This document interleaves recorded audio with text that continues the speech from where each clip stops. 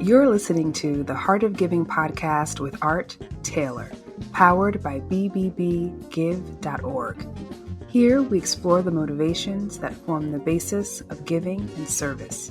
We inspire generosity and celebrate the transformative effects that giving and service have on the human spirit and on community. The conversations featured on the podcast also uncover giving strategies that educate and provide tools to help listeners make impactful gifts of both their time and money. We hope you enjoy this episode. Welcome to the Heart of Giving podcast, powered by bbbgive.org. Give.org is the nation's standards-based charity evaluator, and it's your one-stop source for information on giving and reports on the most asked about charities. I'm Art Taylor. I know everyone listening to this podcast has heard of the United Way worldwide. It is clearly the world's sort of go-to place to gather donations together from people far and wide to support favorite causes around the world. And I bet many of us have notions of the United Way that extend back to when we began working, particularly if you're of my generation, because you'll know that when you were going to work and when you signed up to work for a particular organization or company, someone would come around when you were signing your paperwork to get started with the company to ask you how much you wanted to contribute to the United Way. And through those workplace campaigns, we were able to generate billions of dollars, literally, to support causes national and local. Well, today the United Way does that, but it does a lot more. And we want to talk with the new CEO, relatively new CEO of the United Way, about what's happening with United Way and its relationships with organizations around the globe.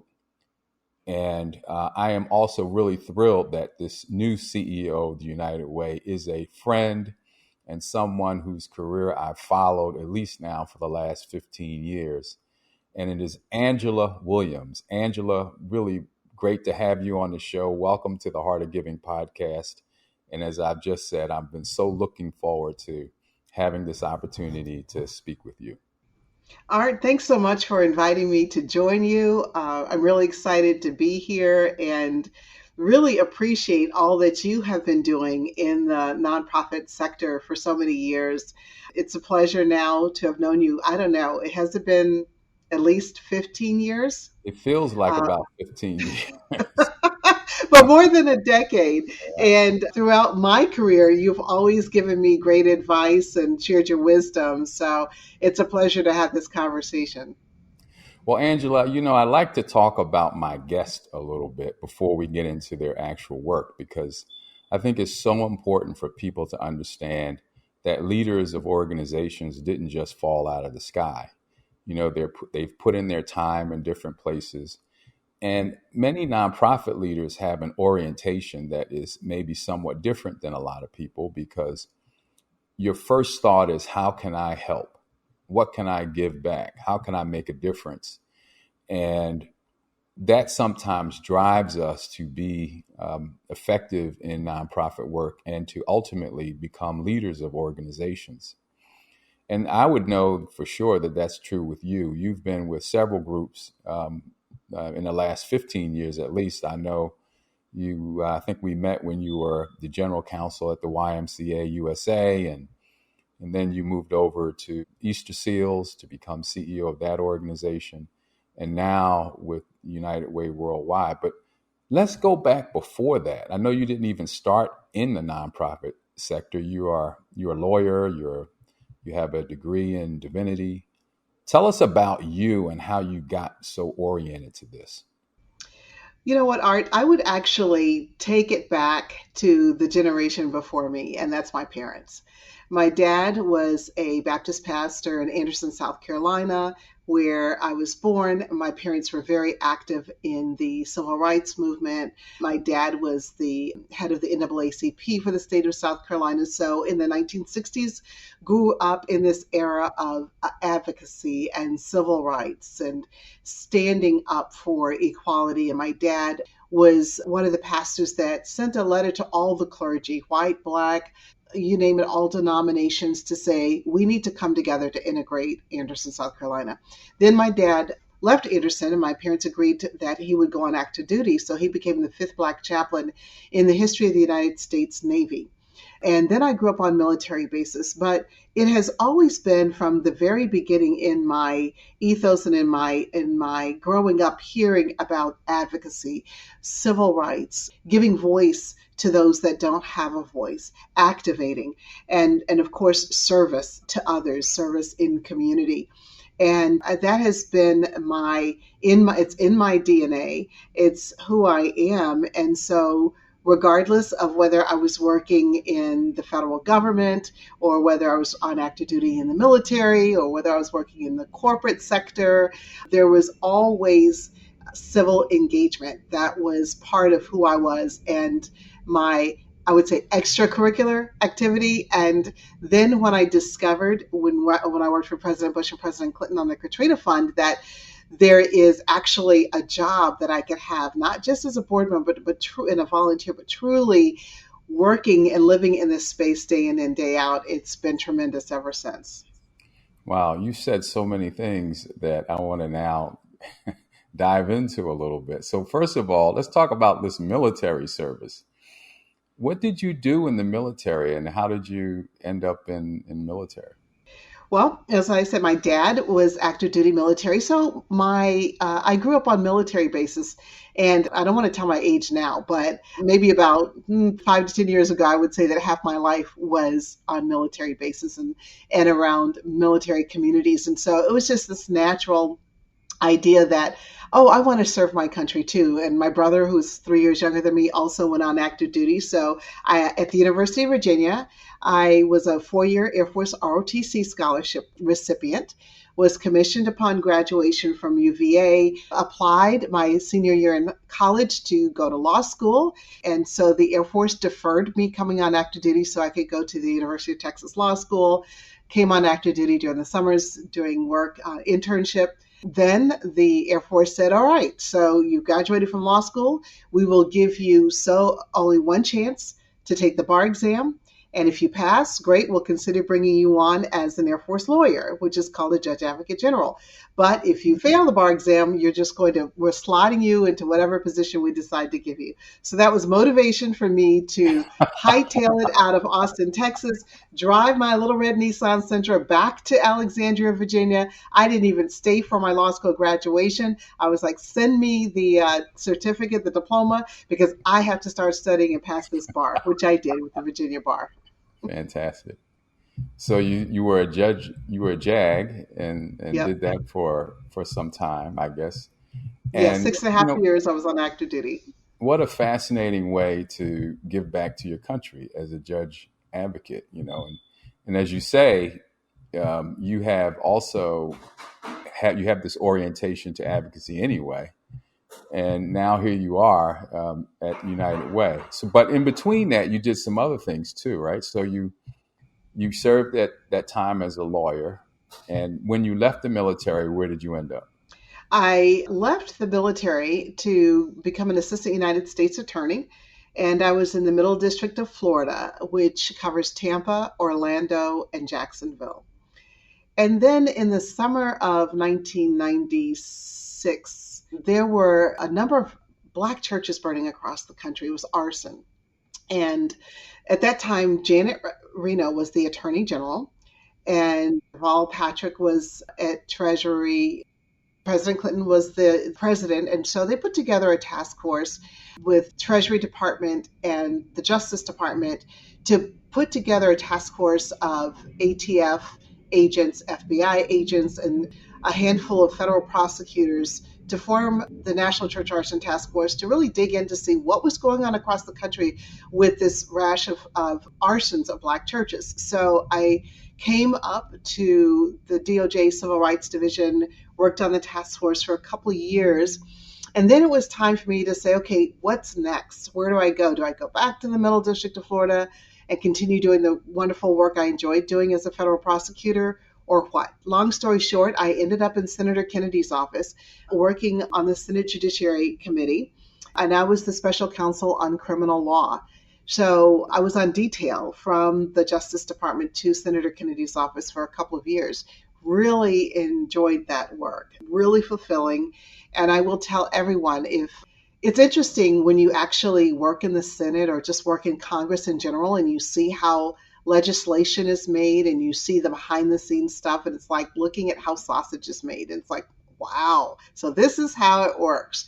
But I think it's great. It takes me back to my days of as a kid watching Schoolhouse Rock. Like, this is how a bill, and there's a whole song. And so I got to live that and see it and understand it, and it was invaluable. Oh, that's wonderful.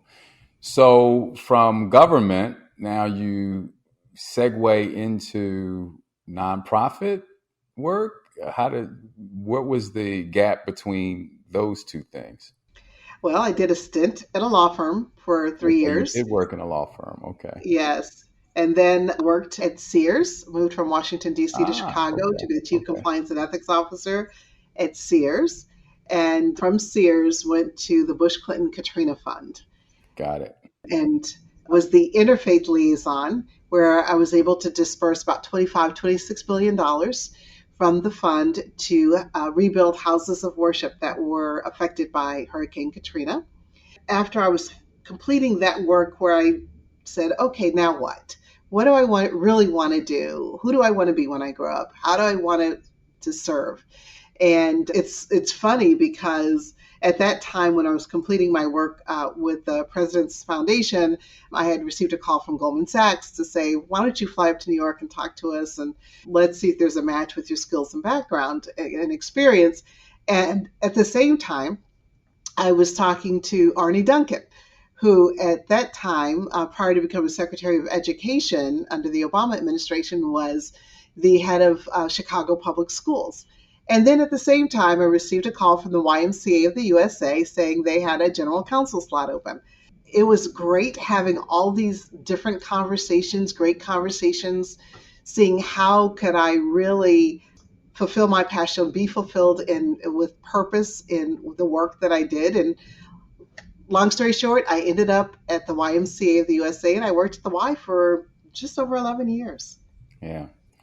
Wow. What a career you've had. And you still are in many ways just getting started, which we'll hear about in just a bit. But to our listeners, particularly our young listeners, you can just see how life just has its twists and turns. And we have someone here who's worked in all three sectors. You've worked in government, business, and the nonprofit sector. There's not an experience really in any of these sectors that would be particularly foreign to you or even in any way frightening. And so there you are, here you are now leading one of the largest, if not the largest philanthropic legacy philanthropic organization in the country now and in the world maybe. I just know you're ready for it. And I guess the board of the United Way knew the same. And so how are things going now for you and for the United Way? And I should say for us, given that we depend on you all so much. I am so thrilled to be here with the United Way Worldwide Network, a family of staff and volunteers that really care about what's going on in their local communities. I will tell you, Art, that when I applied for the position, I had somewhat of an understanding of United Way. And like you, growing up in my early career, I signed up to give to the United Way out of my through payroll deduction and in the military. We gave through what's called the Combined Federal Campaign. So I just remember those days of looking at the United Way booklet to see all the various charities that United Way supports.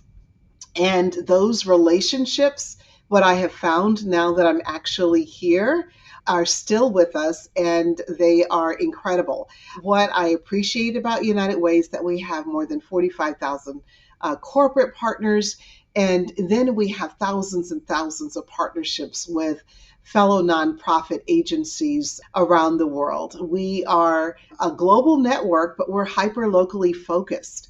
And what I appreciate is that we are a trusted advisor because we have so many of these relationships, and we have the ability also with government, for example, to bring people together to the table. We were just on Capitol Hill a few weeks ago for advocacy days, and it was amazing to see congressperson after congressperson, whether it's from the House of Representatives or senators, coming to say how much they appreciate United Way. It was not just Republicans, it wasn't just Democrats, it wasn't just independents. Everybody said, we appreciate working with you. And United Way, our local United Ways, are offering services and in communities in 95% of the United States.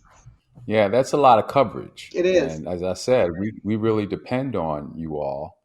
And so one of the questions I have to ask you is, you and I started out years ago giving our money to United Way, you Combined Federal Campaign, and we had a sense of what that organization was. How has it changed since that time? What is it today?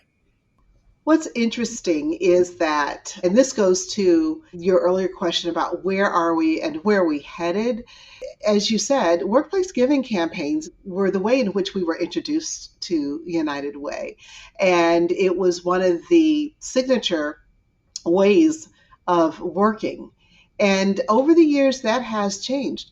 And when you look at the multiple generations that are alive today, you look at other external factors such as technology and ways in which people choose to donate and to engage civically. They don't necessarily look to a third party to do that.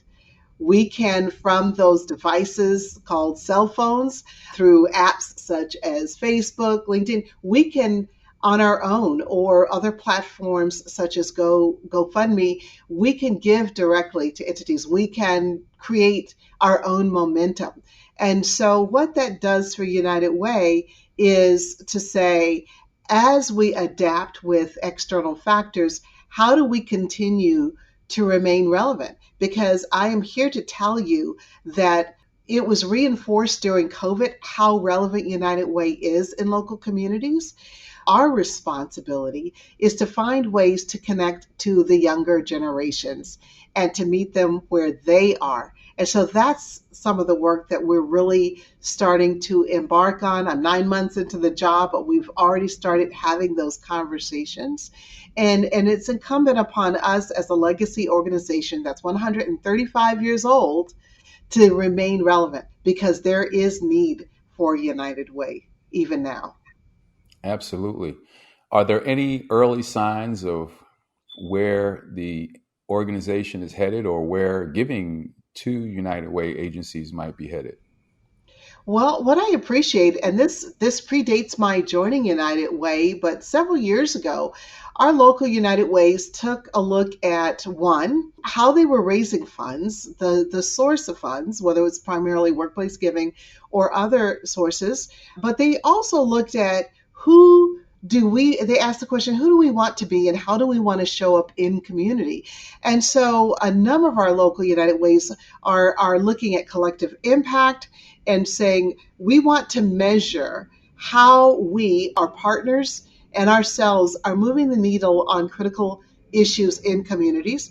Secondly, some of our local United Ways are actually providing programs and delivering on services. And then another thing that we will see with certain United Ways, they're focusing on like one major critical issue in their community, and that could be homelessness. And especially our local United Ways in California have banded together to focus on this issue. So we are seeing a hybrid approach to how we're showing up in communities, how we're interacting. I will give you one quick example. I was in the Research Triangle area just last week, Raleigh, Durham.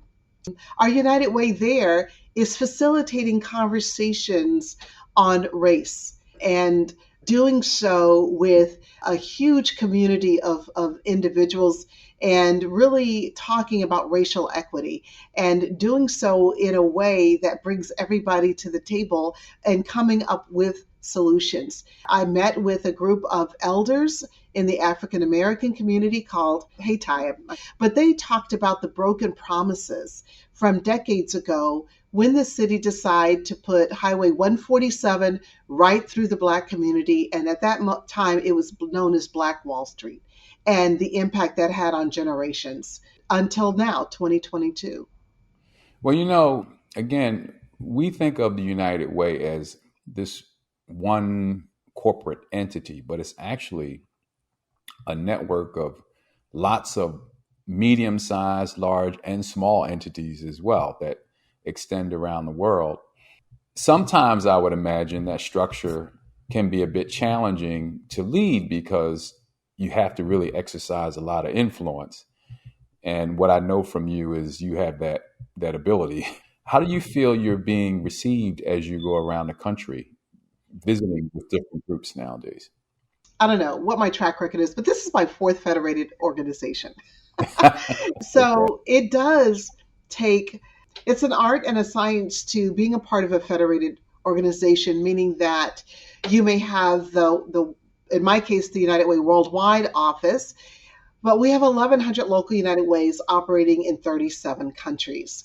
So, what that means is that we have to work together, and that's about listening, having conversations. When I first started the job, I set out to have Zoom conversations initially, but now I'm actually getting on planes, trains, and automobiles and going out to meet people face to face and learning about their experiences in community, asking the question, what can I do from my vantage point to help and serve you to be even more effective in your local community? So that's what I think is the asset or the benefit of being in a federated structure where you have someone like me that can focus on things like what's happening in the realm of philanthropic giving, what's changing, what are we seeing with respect to trends of individual donors, what's happening within the sector, what are corporations doing when it comes to CSR and ESG, what role or how do we marry that up with what we're doing in our sector, how can we forge relationships and achieve common outcomes, and having those conversations, being a thought leader, lifting up the brand, talking about who we are, and making sure that we're meeting donors in multi-generational and in multifaceted ways. So I think that my colleagues have received me well. We've had great conversations. They have told me what they like and what they don't like, and I appreciate that because at the end of the day, I'm here to serve. My colleagues on my staff are here to serve and make sure that we are our most effective in local communities.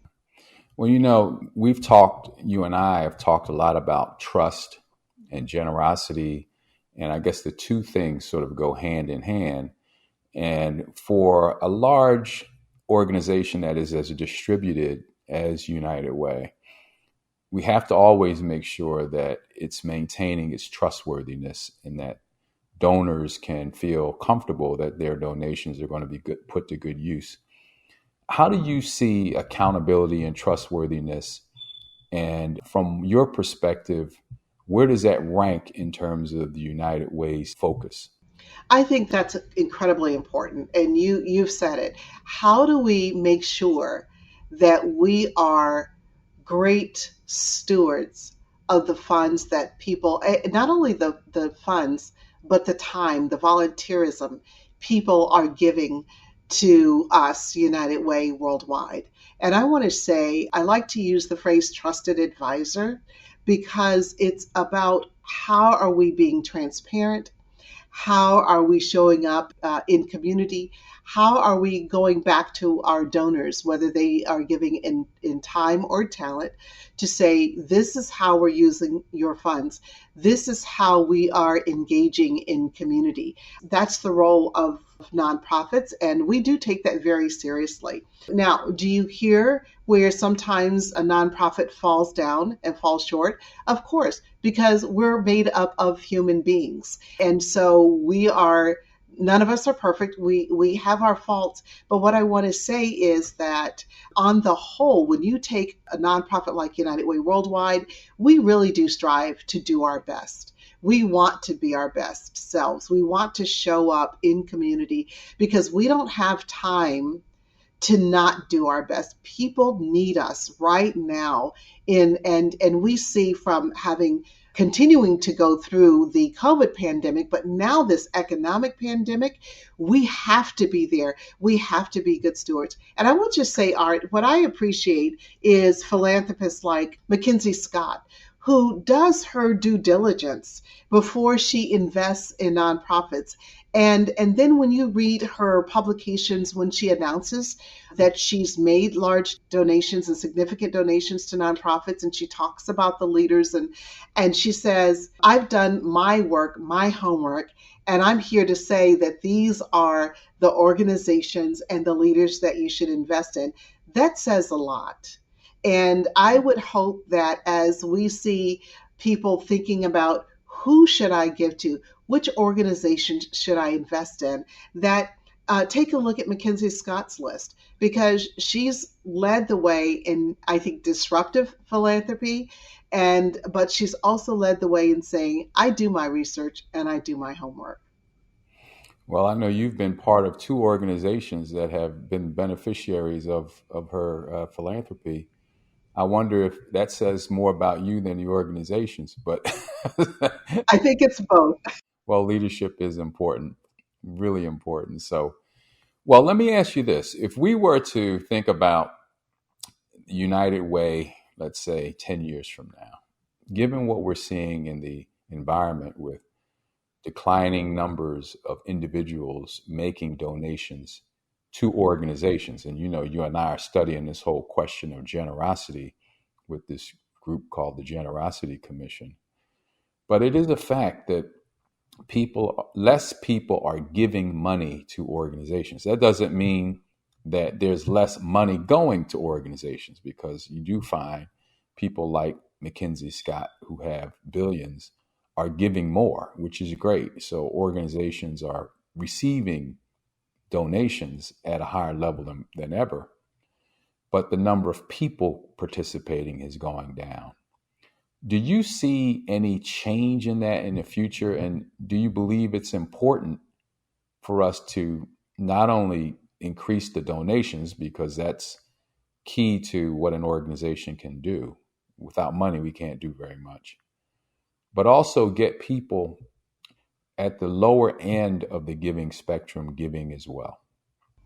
So, Art, I know you're familiar with the same studies I am. And I think that what we know is that people tend to give when they feel connected to the community.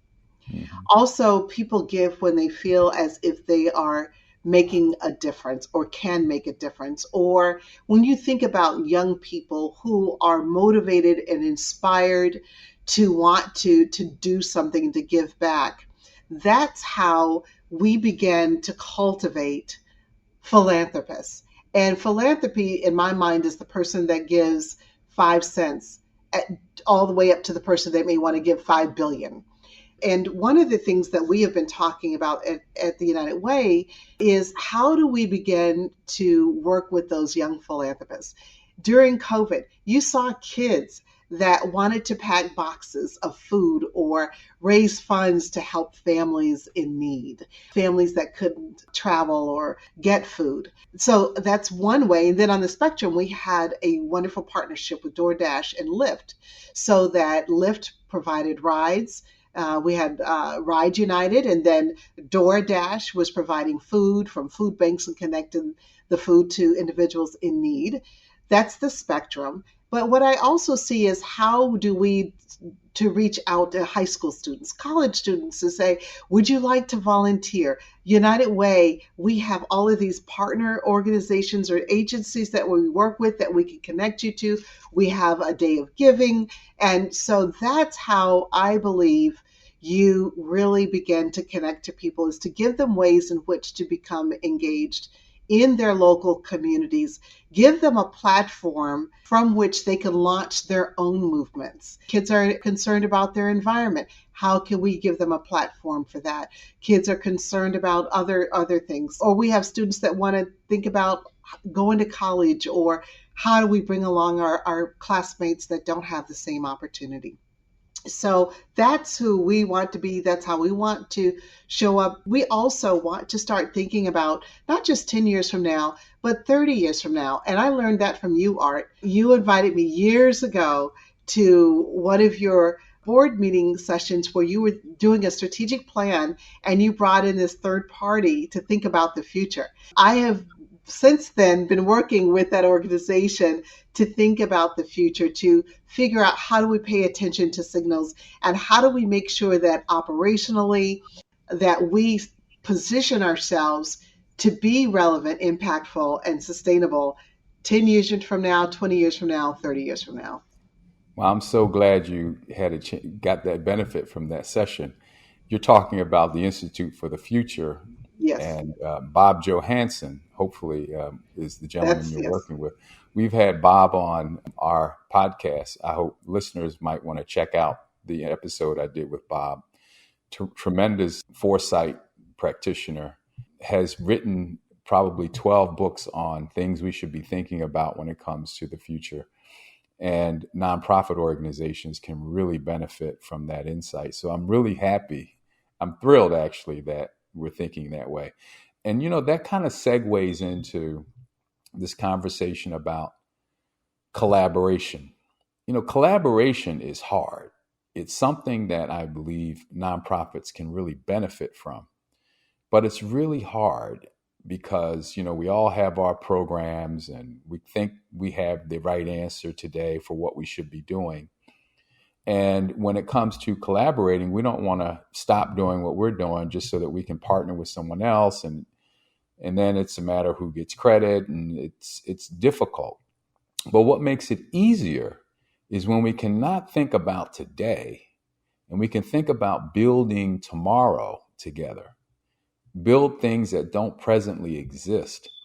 And so when you combine a collaborative spirit with thinking about the future, now you can have real partnerships that can develop over time where people are allowed to get trust. And so I'm really happy, first of all, knowing that you are a collaborator.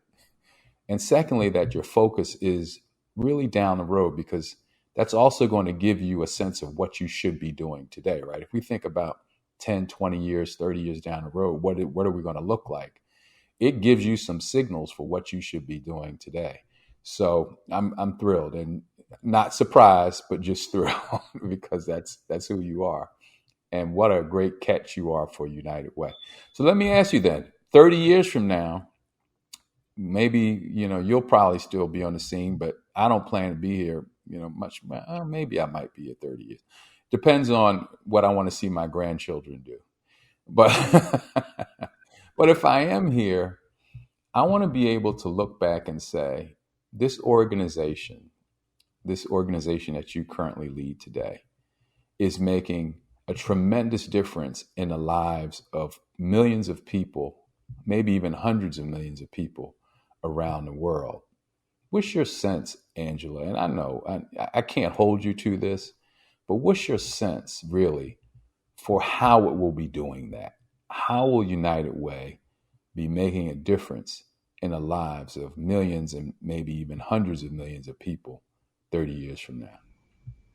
My hope is that, one, we can 30 years from now say that because of United Way, communities are more resilient. Second, my hope is that 30 years from now, people can say that United Way showed everyone how to show up in communities as partners and not saviors.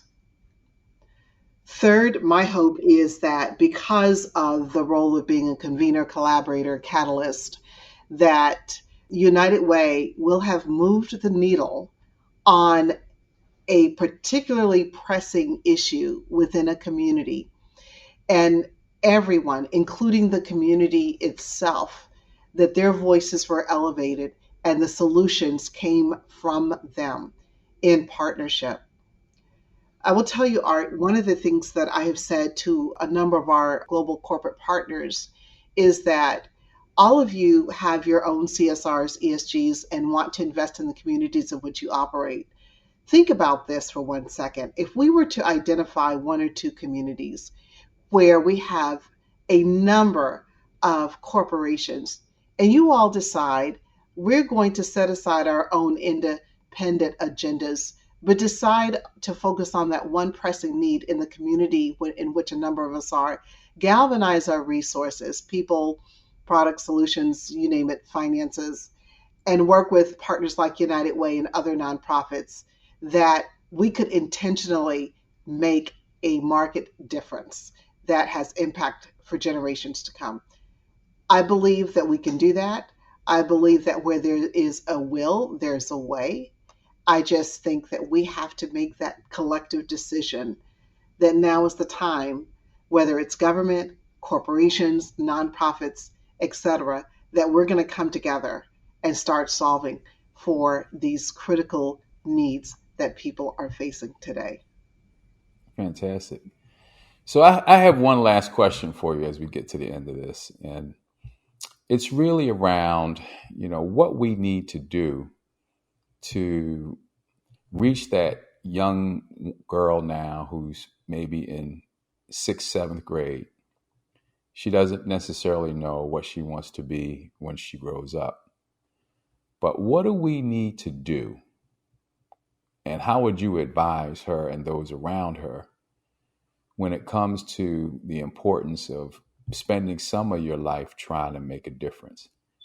If we had to make a case to those young people today for working at least some part of their lives in social good, what do we say? What do we say to them, Angela? I think it's about two things. One, casting vision, and then secondly, exposing them. I would say this to the sixth grader, to the seventh grader: what do you want to do to make life better for yourself and for your classmates? And take them on a journey in community and have them go through that journey through various youth engaging programs where they get to earn badges or they get to volunteer, or then those that are just in schools where they get to plant a community garden and see the fruit of their hands, the work of their hands benefit the community. So it's actually, with children, it's not as much saying as it is doing and demonstrating. We have to show. And so folk like me who are in the fourth quarter now, what should we be doing? How should we be modeling that behavior, or what should we be doing that will make a difference and maybe influence others? I think that, and this is something that I've always done, and that is mentoring and spending time with young people, being in community, being present, making yourself available to talk to them or cast vision. I want to share a quick story with you. My husband works in downtown Chicago in some projects, and where everyone is low income. You have children that are not reading at grade level. They are living in multi-generational homes, et cetera, et cetera. So one day he was facilitating a meeting along with parents and other individuals in that community. And my husband said, well, my wife's a CEO. And one of the girls said, I'm going to be a CEO when I grow up. You a CEO? And then a number of the kids ran to me. And she said, well, I'm going to be a CEO. And I said, you can be a CEO. And then some of the other kids started raising their hands and said, well, I want to be a CEO too. And she said, no, you ain't. because you didn't say anything. I'm going to be the CEO. I said, well, you all can be a CEO. But it's just that notion that when you cast vision, when you're there in person and you just provide that hope and give them a visual, that encourages young people to know that they can succeed. And it doesn't really matter what socioeconomic status is for young people. All of them need to have someone around them or people around them that can say, here's what you can be. And then to just say, I want to encourage you to dream. And whatever I can do to walk alongside you to make your dream a reality, I'll be there to do that. No, that's wonderful. Well, listen, you've been listening to Angela Williams, who is the 9-month in CEO of United Way Worldwide. And what a terrific ambassador for philanthropy you are. And you're going to be a remarkable leader, I know, for the United Way system, which also is going to deliver great benefits to all of us around the world. I just want to say thank you, Angela, for doing this. Thank you for being a part of the podcast. And, call me if you need me. I'll stand up and do anything I can to make sure you're successful, because that's just how much I believe in you. And just know that you're going to be an outstanding leader, as you have been in all the other places where you've stopped. Well, thank you, Art. It has been such a pleasure, and I really do appreciate you. And you are a person that models the mentorship, the encouragement, the empowerment, and that's who you are. You shared that with me, and you've done that with so many other leaders, and I appreciate you doing that. So thank you. And I appreciate this opportunity to share about this wonderful organization called United Way Worldwide. Great. Well, to all of our listeners, thanks for tuning in. As you know, you can find us on all major podcast platforms, and there are a number of other episodes that I'm sure you'll find fascinating and interesting and probably inspiring. We'll see you all next week. If you want to support the Heart of Giving podcast, by the way, you can do so by going to give.org and making a donation, and we will certainly appreciate it. Take care. You've just listened to the Heart of Giving podcast with Art Taylor. Be sure to tune in next time for a brand new episode. To listen to our other interviews, visit heartgiving.podbean.com. That's heartgiving.podbean.com. Subscribe to our show on major podcast platforms. The thoughts and opinions expressed on this podcast are the views and opinions of the guests, not those of the BBB Giving Alliance or program affiliates. This podcast is for information and educational purposes only and is copyrighted with all rights reserved. This podcast is protected by Podbean's terms of service.